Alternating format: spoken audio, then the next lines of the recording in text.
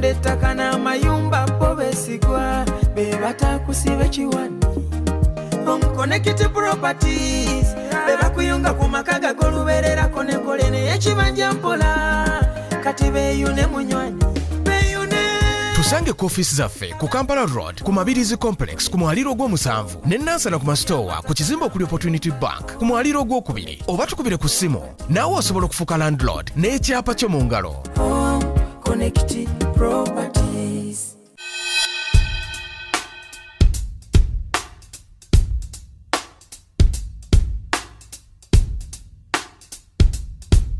Assalamu alaikum wa rahmatullahi wa barakatuh. Bantu ba Katonda mbabuuzaako mwenna abali eyo, nze musajja wa Katonda omulanzi Jafali akubuulira ebiribaawo n'ebigenda okubaawo. Jangu ewange ngenda kukwatako bukwasi nkusabire otereere. Bantu ba Katonda muli eyo mutawaanyizibwa endwadde amajini gabakozesa emizimu egy'abantu abafedda abanoonya emirimu bannange leero omukisa mulimu abaagala okunyweza abaagala baabwe leero bano abatatereera abo mbanyweza nga mpise musaala kubanze ndi musajja wa Katonda omulanzi abaana bamwe bali mu makomera jangu ngenda kusoma busomi saala yange olabe ng'embeera yonna etandise okukyuka mu bunnambiro bwe mba nkutte ku nsonga yo n'otereera akasiimo okampa omaze kulabako mwe abanneetaaze nsangibwa mukono wa Antony Nakisunga gwe atasobodde kusituka kujja wano osobola okuyita ku simu 0700 39 88 88.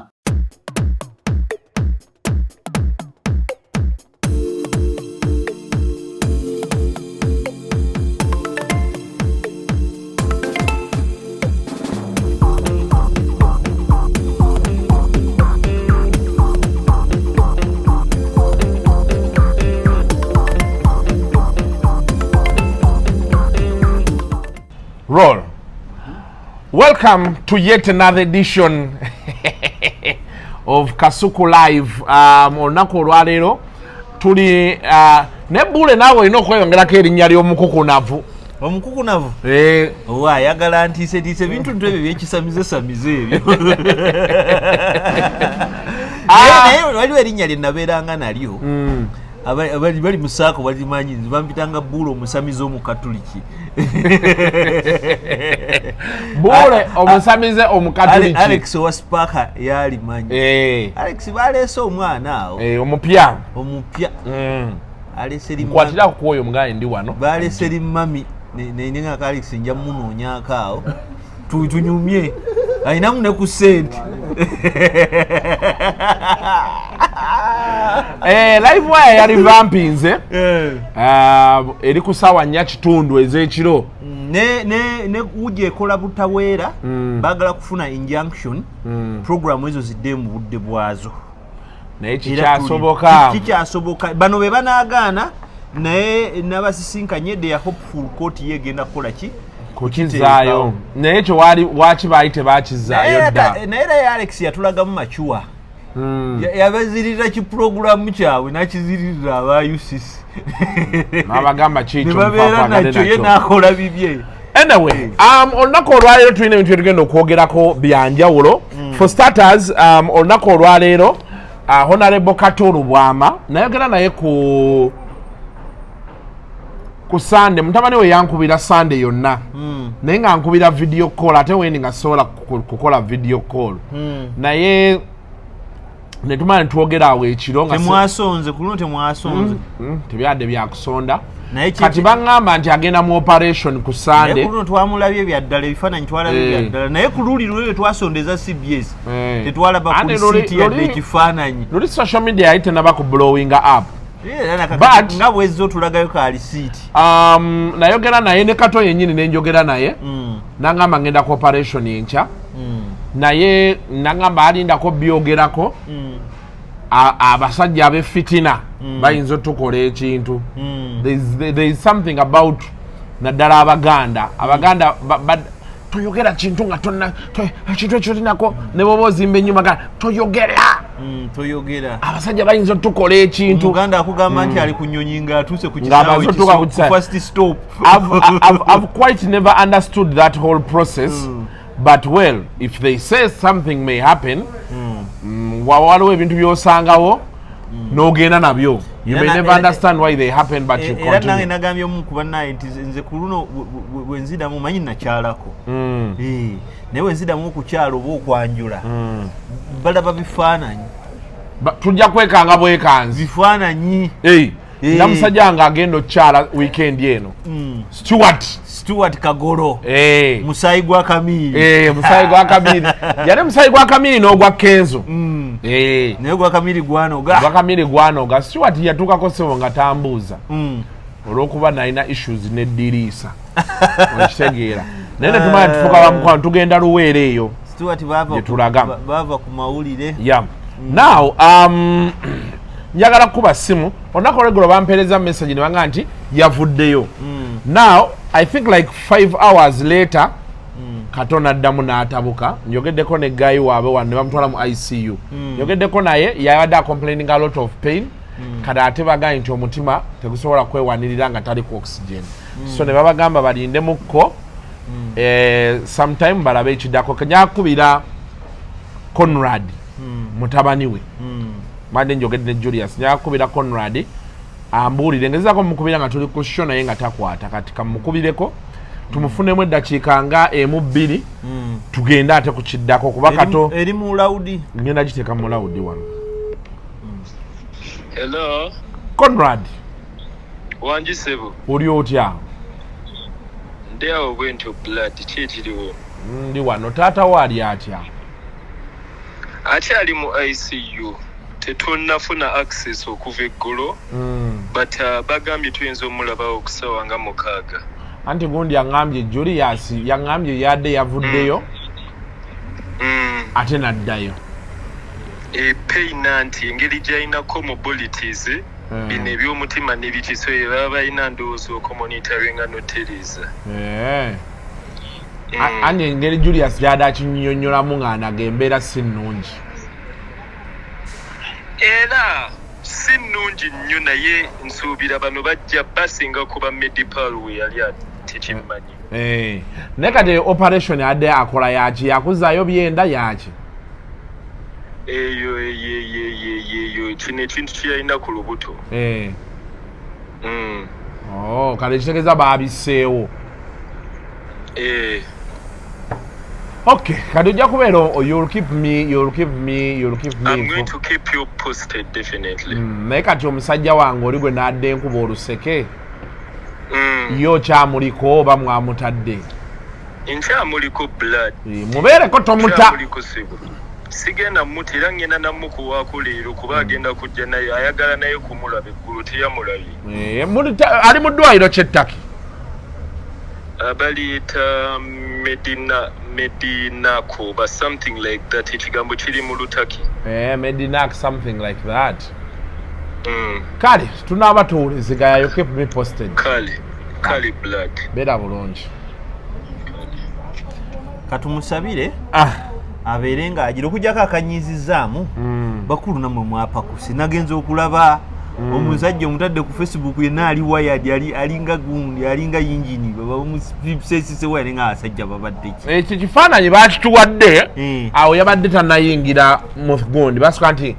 bakuteekako okulaba nti all kye beetaage obirina okuba nga bikola yes so kyekyo katumusabire Kato bantu baffe omukyalo oyo mugamba atuuleko wali tujje muwe wali akatebe kali wali now so many things have happened since we last met one Zake was bagita censored awo naba bakusensalinze omuntu sooka omunyonnyolemu parliamentary commission ye yekola ki because abantu asinga bo balowooza Zake bamugoye kuba MP kati bwe balonda ababaka mu parliament wabaawo ebifo obukiiko obuteekebwawo obukiiko obwo obulondebwa buba butuukiriza emigaso egitali gimu kyova olaba nti bakulonda ne bagamba nti no ono yakulira oludda olw'ekisiikirize kya gavumenti shadow cabinet wa gavumenti empabuzi ne bagamba nti no ali ku human rights oba ono ali ku security oyo abaakola alongside ba minister ne bali abali kuki abali mu buyinza kati parliamentary commission ke kakiiko kyenkana akafuga parliament kaba nonno kanene ekitegeera era ne muwogo akola ki kwali aliko n'empuuta ekitegeera kakati akakiiko ako wabaawo ababa balondebwa kuli PS abatwala parliament n'abakusaidi eri efuga gavumenti n'ab'okusaidi eno ekitegeera kati amannya ago opposition esinga bamemba mu parliament yewaayo ki yewaayo erinnya kati bano bateekako omu muteekako omu naye kakati zaake omanyi enkola ya wano eyo ngenda kutuukayo zaake bamuggyako technicalities nti bwe baba bakusensalinga bakozesa numbers ezaki era nga parliament ekola nakye tuyita quorum quorum basically their numbers kakati kizibu nnyo nga bwe nabagamba omuntu opposition okuyisaawo ekintu kye oba okulemesa ekintu singa toba naki na numbers ezo kati gye bwavaako omukyala atwala parliament Honorable Deputy Speaker, Honorable Betty Anita Mong yakola okusaagiriza okwali okutwala abatunuzi ku balabanga si kwavunaanyizibwa. She was joking but people didn't see the joke. Kubanga nkugamba nti ne wali omulema tebafunyizaawo ki lugalo ate n'agamba nti ezaake yadduse n'okugulu kwe bamutokyalinga ne kumenyeka n'atuwangulira omudaali n'aseka kati bw'aseka abantu abalala tebakitwala bulungi zaake n'agenda n'awandiika ebigambo ebingingi simanyi nti oba zaake kubanga ne UCC teyasobola kuprovinga nti yali zaake naye Twitter account eriko erinnya lya zaake yawandiika ebigambo ng'erengeza omukyalo oyo era n'amulangira oba yamutuma kusammula ejaculation kati omukyalo oli n'afiiringa ki n'afiiringa offended kati nze kiki kyendowooza nti parliament tusobola gizza ku bintu bya kizadde ekitegeera tosobola kubeera ng'olowooza everything is motherly kubanga tulina obuzibu wano mu Uganda yensi yokka oli waafuuka LC5 n'asuubira nti nno buli mwana ali ku kyalo mwana we buli mukazi ali ku kyalo mukazi we kyovula nti no beegattagatta nnyo ne baka abantu okitegeera nti oli n'atandika omuntu n'atandika n'ava eri mayisaani amangu ago president yatuyita bazzukulu be kakati ate mutabani we kyatandise uncle this uncle that my uncle this my kega bintu ntu ebyo ebiri mother ebiri ku family level birina okubivaamu naffe eno gye tuli basookako mama Kadaga mama Lumumba kati neeno gye tuli wano twali wano nga baagala oli nga bosi ayagala tumuyite mami ne mbagamba bannange mama wange yafa ngono teyamundaga olutalo ne lubalukawo wano era inatandikaawo nti those who call me mother by choice naye ekintu ekyo kize kyonooneka nti nakugamba kiri ne mu kkanisa z'abasumba nti ennaku zino omusumba abeera osobola okubeera omusumba just sexually transmitted omupasita awomerwa mukyala we enkya ne bajja ne bakugamba nti ono ye prophetess oba ya aposo okitegeera olugira mu kyaki nga buli bambi obwana obuto olw'okuba bumanyi oluseke luli awo nga butandika mami Farida Serwadda mami kyovola banjagadde nnyo makula tannamamisa tebannamusaamulwa mami oba lunajja bujja ndowooza lunajja oluvannyuma naye kati ebintu ebyo si birungi stay in your lane kola ekituufu naffe tukole ki ekituufu you know respect is earned you can't negotiate you can't build yourself into respect waliwo crop y'abana abantu abali mu parliament abapya bajja beefuula mbu bo bali savi they are swave they are obitegeera ebyo naye waliwo ebintu bye bakola waliwo crop y'abano betugaa nti be bagenda otwala ekintu Kenneth Mugabe yayimbye oluyimba baluyita awunuuna naye olulimba olwo luli ku bantu bakabasanya ba spouses baabwe oba abantu mu bufumbo ebyo okubonyabonya abantu naye ayina layini eyo era egatta ne mu politics ayina layini wagamba nti kiroto kyantiisa mu ttaayi namubuuza ekiroto kyentiisa mu ttaayi gyeyitya Kenneth n'aŋŋamba nti abantu abasinga okukola ebikolobera essaawa ya leero be bantu abo babeeranga abapretending okuba corporate abantu abafuulukaawo ekitegeera gwera abana bafuzi asinga okuvuma abantu n'okuwonyaawonya abantu oli ayambala akakooti ka bulaaka ne taayi eya bbulu nga biringa bye bamusiigirako ne bulaashi n'abeera nga ye muyaaye be basimba Museveni oluseke be basimba gundi oluseke naye ate bano bakambwe the level of impunity with this new crop of leaders parliament yetuyina kiri ku parliament yawo baana balinga bakateero there is a god at parliament balinga bakateero naye tebaagala boogerako tebaagala bagambako tebaagala kukola ki era nze ntya nnyo bwe mmala okutya ne mpa warning ntyaki tutuuse ku level nga omuntu sibasobola kati deputy speaker wotandika okulwana n'omuntu emigundi emiwendo gy'ebintu girinnye okunyigiriza abantu kususse tulina question nyingi tribalism everything is a mess ekitegeera gwe n'otutwala wiiki 2 namba to discussing omuntu eyakuvuma. It is so sad. But what I didn't understand, Buule, if you can react to a Facebook post or a tweet,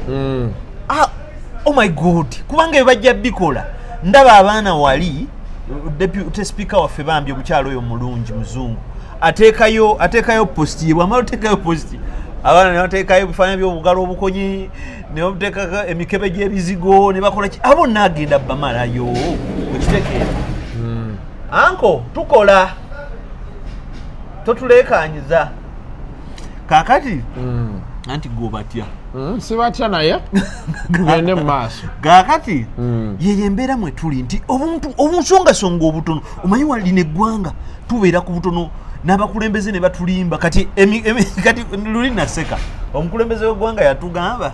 nti abange nti ekiri e Russia ne Ukraine nti kyongezza ebbeeyi y'ebintu naye mu butuufu amafuta geeyongera n'olutalo n'eŋŋoma z'olutalo wa propaganda tannakola ki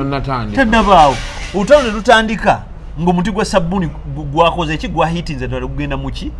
mu mutwalo ekitegeera ye bannaye omuti gwa sabbuuni kati guli mu mutwalo nkugambye wano buli kimu kisusse ndowooza ekyalayisi kalimpitawa kuba nalabye omunnyo guli ku 100 nembuuza omunnyo nasooka mayanga guli oba ku 2 nusu 2.5 kati gwayingira ddi 10 nkugambye omunnyo gulinga ogwafuuse sukaali omugaati guli ku 5,000 nkugambye lino eggwanga naye bayise caucus NRM yayise caucus bemu ku bintu bye baagala okwogerako fokasi yaabwe ya leero yanca kali mulimu ebiboozi ekitegeera semaka bw'aba anuuna sukaali tasobola kukuba baana banuuna sukaali wabwa abakuba buba bunnanfuusi abantu bonna otunulya kampani bashareholders mu companies ezikola butto ezikola sabbuuni simanyi ezikola kyogenda okuzerowinga down and they are the same people ekitegeera enkima tesala gwa kibira kugamba bino bintu byabwe we are dealing with monkeys in the forest ekitegeera so you can't tell monkeys that look here stop should we cut the forest of course they won't allow the monkey won't allow should someone asuleko mu kibira zijja muli ekiro ekitegeera awe tutuuse naye maliriza mponinga nti Uganda waffe oyo mwagala nnyo by the way deputy speaker bwo mutuukamu sometimes emboozi eba nnungiko naye amanye ekintu kimu eno Uganda yakula bweti buli lwokola akalipo mu byobufuzi bakakozesaako ekitegeera gwe kola ku kintu kyo okikole ng'oli kabampaane bamale bakikukoleseeko ojukira mwami gwe bayita John Patrick Amama Mbabazi Jepam yes yaleeta etteeka lye bayita erya poma Public Order Management Act. Yes. Etteeka lennyini limulyanga ye ng'omuntu ng'ayagala okwesimba ku mukama we. Ebintu ntubona abaze bakola ebintu mu byobufuzi. Ebintu ebyo bizze bikola ki? Kimala ne kikuddira. Omusajja yayimba atya? What goes around comes around. Comes around. My only worry was one. Wasn't there room to talk? Yeah, because I mean, ebintu bye Deputy Speaker sigwe basoso vuma. Kadaga wano bamuvumanga ebintu bani nyamulangira obusamize. Namusabeni yennyini bamuvuma. I really quite don't understand. Kuba okay, oli ayinza ganti bana abadde bamuvuma abavumanga bali abantu abamanyi nayo nozaaka amumanyi. I think that makes it even easier. Like they couldn't sit down, lead of opposition na intervening, and they sit down boogere to find a way forward on whatever was happening. Kakati olaba nga bwe tukyogedde wali nti eno parliament yajjamu akakundi akakaba kateero babeera awo. They want to be felt. Wendi kino kakati ate buno twava mu byobufuzi by'essuuti ne overlawyering tuli mu byobufuzi bayita ebya Komanyoko. Ebyobufuzi ebya Komanyoko biri bitya ndi omwana akeera awo n'omugamba tolonda Bobi Wine n'agamba genda oli ennyoko kino tomumanyiire oba tolonda Bobi Wine leka n'owa Museveni naye n'akigamba. People lost hope in the judiciary, okay, in the justice system. People lost hope in the democracy, okay. They think they can stress anyone. You know, they can stress you out to achieve whatever they want to achieve. Okitegeera kati ekyo ekibuuzi kyani ekyo ekibuuzi kya Zaake simanya yavumye. Zaake si yasoose era si yagenda okusemba. Zaake kyakola buli omu asobola okukikola ate kakati balina obuzibu nti luli wafunanga omuntu nga Kendi Lukyamuzi ngaze mu byobufuzi ng'ekyobugagga kyalina ki nyumba. Okitegeera kati omunnabyafuzi ng'oyo guli yagulabanga mulimu abannabyafuzi omugigi ogwo nga ye wasimba oluseke naye afunye omwana Zaake with or without parliament can still drive a Porsche car. Kati oyina kyomugamba. Njagala kukubirako ku Honorable Zaake mubuuzeeko n'embeera eriwo agyogerako ki kuba nyinza obutasobola mufuna mu kamera naye bwe tuba tusobola omufuna ku ssimu njogerekoko naye eddakiika emu bbiri ate tugende mu maaso nabe yes simu eyitamu mayi Zaake musajja wange era ye bwe tugenda ogwa mugwa mwenna tujja gwa ffenna naye bagenze mu kooti oba bali mu kooti oba ali mu animal kati oba ali mu kusoma kali akatabo The Price of Freedom. Ayona Bobi Wine yamuwadde akatabo The Price of Freedom. Naye babusoma bekubisaako bifaananyi zibayo bakasoma bakekubisaako bifaananyi naye bagenze mu kooti eggulo Elias ye lawyer we Lukwago nga bachallenginga. I quite did understand also there are things that are happening in this country by the way that are disturbing. Era nze abantu mbagamba nnyo nti kati ffenga ffeno gye tuli we need to be careful takwata but banaaba returning the call tujja muteekayo. There are things that are disturbing. Bw'obeera ku TV n'olaba omuntu ali ku diplomatic mission nga addressinga gy'alaze nti my uncle n'obeera e Kampala wano nga nobody can regulate prices. Buli omu agamba kino kiri naye ng'abantu bakugamba nti embeera etabuse. N'obeera awantu n'olaba nga complainant yateekawo committee report etuukira wuwe ye judge ye executioner. Ku byonna ebigambo ebyobutolitole mao byazaayogera ekigambo kimu kye napiikingamu ne nkitwala serious kubanga it is the new normal in Africa. Mu Africa tuyina kye tuyita deep state. Mu deep state bwe zikola nti gobeerawo nga go prime minister naye ng'owuubaga tengi ekitegeera gobeerawo nga gwe speaker naye ng'oli poni bakozesa kukutula ddiiru gobeerawo nga IGP nze nyina bakwata ojjukira akalulu ka nakwedde kayonga bakwata nakwedde akalulu ebintu biri eyo bakutta ab'amawulire nakwata n'enkubira omuntu omu kuboogerera ebitongole ebikuuma ddembe wano ne recording nkyagirina ne mugamba bakutte munnamawulire munnaffe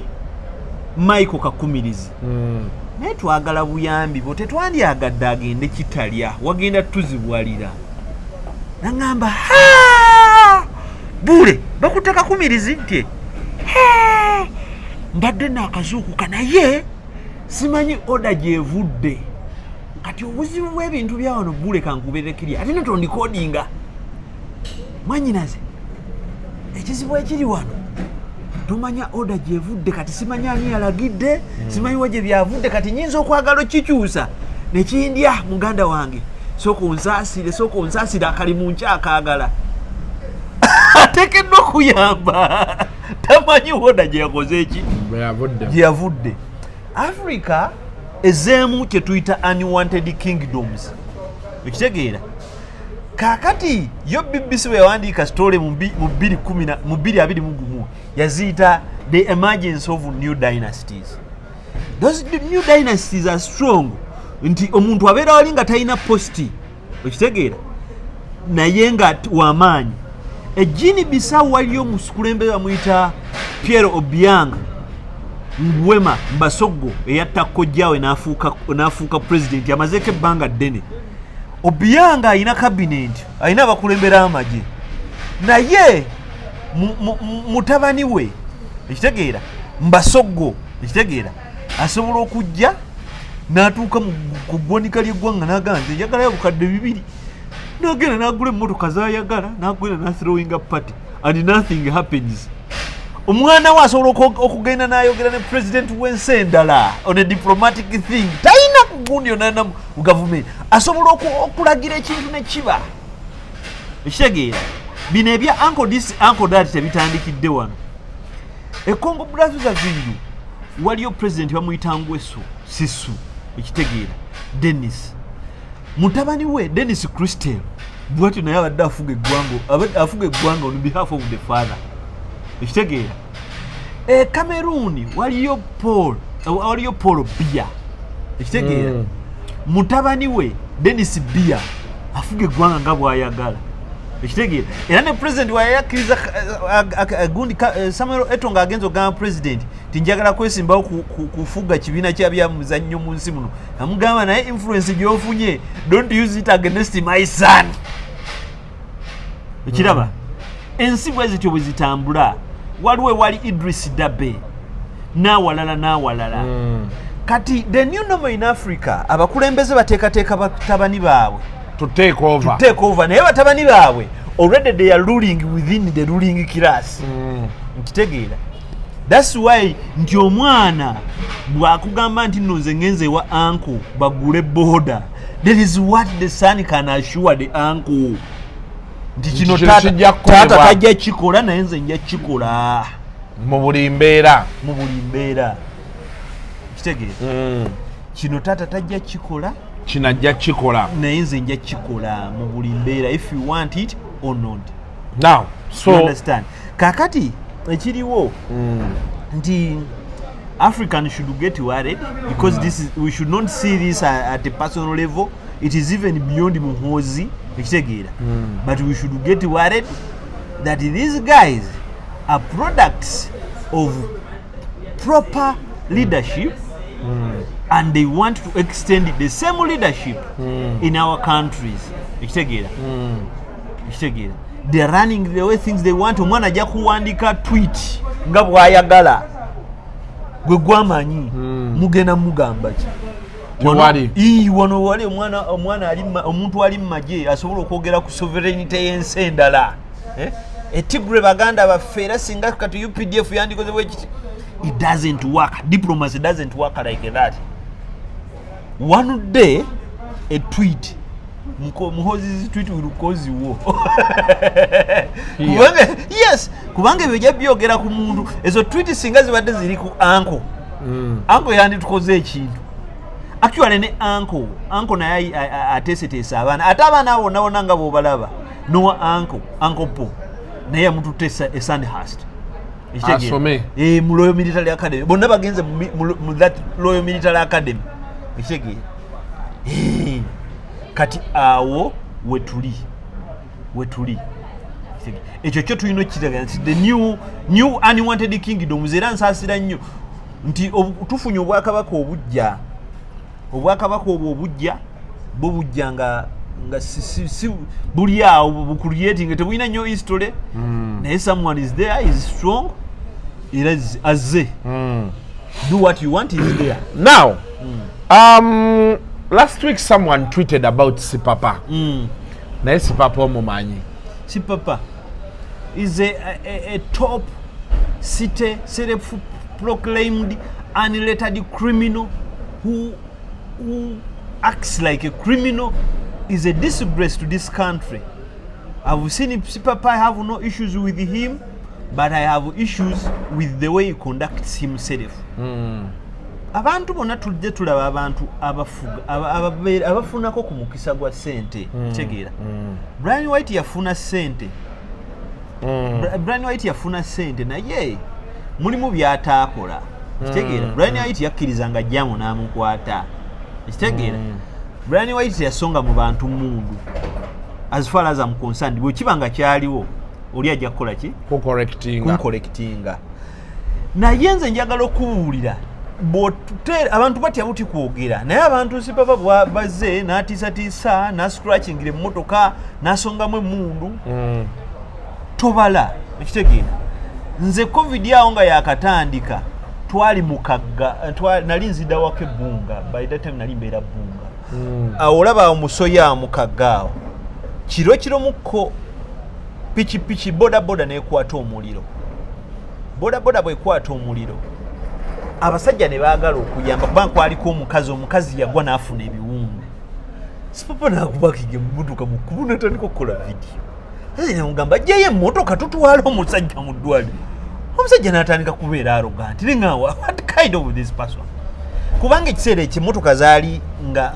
nga teziko ntono waliwo ayagala okuyamba naye musajja apaakinze mukubu nga tolaga nti anaavaayo era yawonera katono abantu baatabukawo kataba muyoole era najjayo ebibundu bye naye nga abantu bali bathad era yadda mu kimotoka n'akola ki n'agenda myezi 7 egiyise olaba ku monitor waliwo awaddako ewa Aladisi Kayondo omanye owa Kayondo awo simanyiwo olaba wano ng'omazeeko monitor waliwo gye bayitaawo oba trainingira abantu awo eringa community center naye awo waggulu awo weewatyo omuvubuka yabba esimu ku Sipapa myezi 7 egiyisaawo watyo yamubbako esimu bino byajja omuyaya awo n'amubbako esimu kikyamu okubba esimu ya Sipapa kitegeera okkiriziganya nange naye ekyasinga okuterifyinga ekyalo ekyo Sipapa yakomawo okumala wiiki n'abavubuka nga 20 naye nga buli omu atalina pisto alina emmundu ennene nga bafuuza ekyalo buli kanaku okumala nga wiiki 2 nga bakikola n'omuvubuka yabula baga mu nvubuka oyo yabula tebadda mulaba era Sipapa teyafuna ndowooza simu ye naye nga bajja ne pisito a cell phone kitegeera we are asking where does he get the guns from omanyi ono omwana gwe tukola naye Bina baby ne Doreen Sipapa yabadde abatomedde juzi wane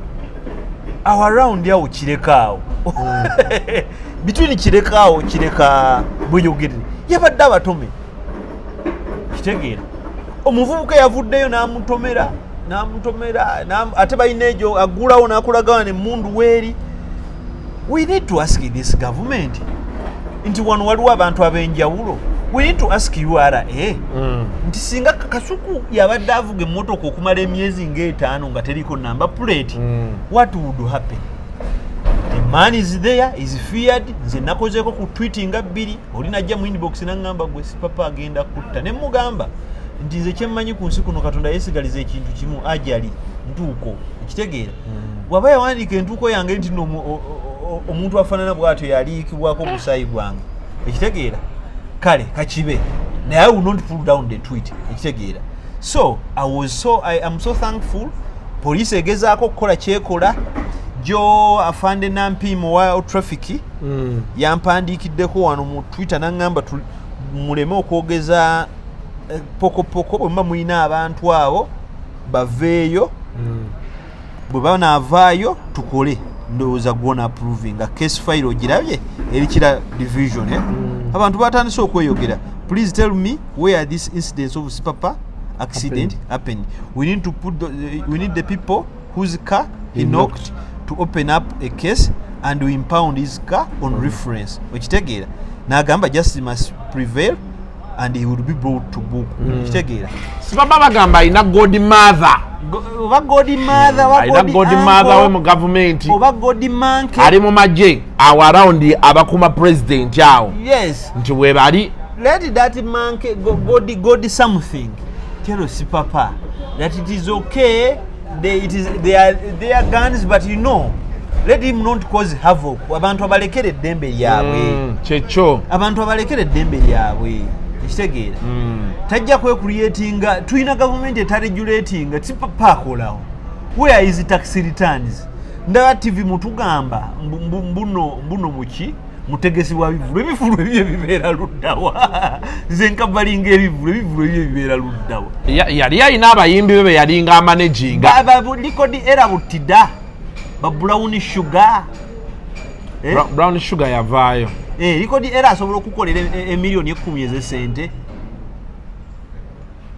teumi kisinzira wooba omututte ng'omututte wa empigi ewaffe empigi wali asobola okuyingira show y'omutwalo taliyo bayingira show za 15 yo juzi nali ngende ye Masaka ndaba Hildamani agabudde wa kasanvu iyo mpigi akono kanyi omutwalo teguli waawo Hildamani wataliko kugamba show ya kasanvu ng'alinako walukagga yandako abayimbi babawera simayo ba show yawedde kati ate abantu b'empigi eriko era butida bakulabanga zo okunoona abaana bali bategeera sitaabua Chosen Becky ekitegeera omulasi gwe bategeera tasobola na kuyimbira mpigi omutegedde ani principal principal asobola okugendayo ssebo principal abantu abamulonda abasinga bali eyo yengani amukiriza but like I've already said ffe we twajjira mu mawulire twasangawo ebintu ng'ebyo Sipapa byakola those days abayimbi be baali babikola and ebimu ku ebyatufuula kyetuli twavaayo okwogera ku bintu ebyo without fear of favor ne tubagamba nti ekyo kyokola kikyamu kamiliyoni ayinza otuuka mu bantu awo n'aleekanya emmotoka bibafudde kamiliyoni yatambulanga n'abantu nga 2 ne Bobi Wine ng'alina abantu be nga 2 kati n'aba Bobi Wine oba kaleko naye naliko emutebe eyo kamiliyoni najja n'abantu awo waliyo ekivulu ku beach emu wetwaliyo ne batugamba mudduke mugende kamiliyoni atuuseyo basi kati eyiise mugende okuli abaana abo batugamba baleeta obubbi bw'eggaali omanyi bantu bajja bangi bwe bakwetolaba bati bagenda okutunako abakazi nga osigadde mu kaleega nga nengoye bazitutte batambula mu kibinja bati bakwetolola bati no one understands what takes place era nali mu show ya kamiliyoni yasembayo naye mbalaba baali bandidde twali ne Lorenzo Ogwalo oyo Isaac Sejjombwe netudduka awo kyaddungu avuuka bali awo simanye bava naye buli kamiliyoni wabeera nga bo bajja ekivulu bakiyingira batambulira mu layini bwe bati tutatte bukula mwaka ku mwaka bubeera butyo okitegeera bukwetolola bwe buti ogenda la toyina wallet toyina simu toyina sawa toyina saati nga byonna bikugenzeeko bayite enziba y'eggaali twaliko ne Jenkins show yali show ya Morgan Heritage kati Bobby najja we twali awo essimu Jenkins neebula kati Jenkins n'agamba Bobby mwana abayayo batutte essimu yange namuga Jenkins sina kye nsobola kukolera kati nze nategeera nti yatutte essimu yo ekyo kyanyiiza Mukasa paka kati akinyumisa ate tobayiti edda abasajja waliwo twatuka mu kibuga nga bakubba essimu ne bagamba genda wali ku ofisi ya Nyakaana Nyakaana n'akuba essimu essimu yo nejja byabanga waliwo n'akapoliisi awo kabeeranga awo kulokota okulira na fire akakapoliisi nga bw'otuukawo awo gwe tokayana teweesansa abaga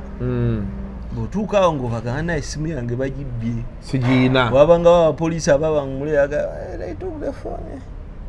We need to compensate those boys. You know those boys. Nanyinamu ekyetta. I will come back tomorrow. Ulira agamba we arrested the boys. They will be taken to CPS to nabalabako. Yes, but you know okujanga kamena. Kamena nga kuwesimu. Ebintu biri mu Uganda Kato yali awo. Yeah, naye nze sipapa mmanyi mumanyi nja kuddamu kye nayogedde eggulo sipapa tukakkane ate ne head of state alina okuvaayo okuraininga in ku basecurity be kubanga betubeera nga kati sipapa bw'owulira ebiyitingana eyo alina abanene mu security agencies simanyi alina abanene mu saako ya president biki ebyo you start fearing because if a simple guy like sipapa can get to that level. Not a simple guy, put it clear. If a nobody like a Sipapa can get to that level. So you just imagine what if an ex-army officer or a son of a big person in this government chose to move that direction. Tunaba tunasa. Twenty to Jakusa. We can't. So it's so bad that ekirungi kyokka Katonda alina engeri gy'akolamu ebintu bye nti kati guno omulembe waliyo social media Twitter biki obitegeera luli yandibadde amuvinzawe with it nga bagamba olimba leeta obujulizi n'abamutya bagezaako kubaako kyebakola okubanga nalabye nga bantu bagambye Kasinje tolaba Kasinje addamu buli tweet ate bwe ziba zaaseno kisukka Ewe bamugamba eza Sipapa ng'agamba let him file the case. Let him report the case to police. Ng'ali ati agenda wabe ku police. Ng'adawo laba noga nti ono Kasinje waffe gwe tumanyi. Omwana watu tusindisa omulenzi waffe gwe tuyita atukikiridde naye ebigaali naye nageze okulaba batandise ndowooza nga muzimu gatandise okuvuga nga bagamba anange yavunayo n'afayiringa defense ye ng'agamba bali balimba defense eya Twitter live ya Facebook live tumanyiddwa ye bwe yagambye nti bampa anyway whatever the situation is Sipapa going forward teri amwagaliza kibi nze njagala akola oluvimbo lwe sente zazi Kasuku nga bwayagala yamanyi yazijje sayasaagala kumanya but are respecting space let him respect space let him respect the law let him not provoke people you are stop being wasteless you know wasteful stop being useless you people you have always arrested people because of minor things simayono yakuko someone how can we be with the person who has a car without a number plate in this country? Yes. So for me and to as a sule is Sipapa kusente bo kusaka erinnya buyina bubawe atekeka erinnya lye Sipapa and to everybody out there abalowooza nti you are powerful you are strong tulowoozeeko nnyo ng'Abannayuganda at some point we shall get tired and when we get tired you may never be in a position to do what you're doing. Yes, kubanga kati abantu bapayiringa bintu bino bw'otunulira mu bannabyabufuzi abali mu gavumenti abali mu kunyigiza abantu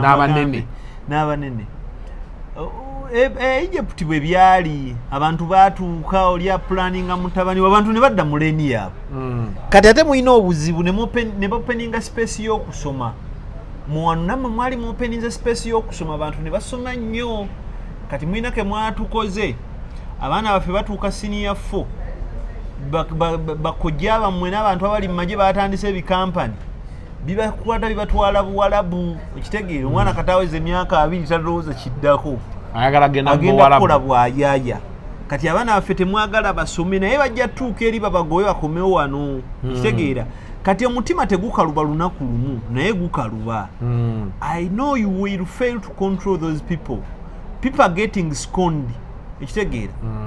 baguba muninga mubafumisa mpiima mususse at least bwe muba mwasalawo okufuga paka kufa paka Yesu lwalidda mutulekeremu kaakamu ak'obuntu mutulekeremu naye n'obeeraawo kati amasomero Kasuku sijja kuvaayo wano kyakuyisaawo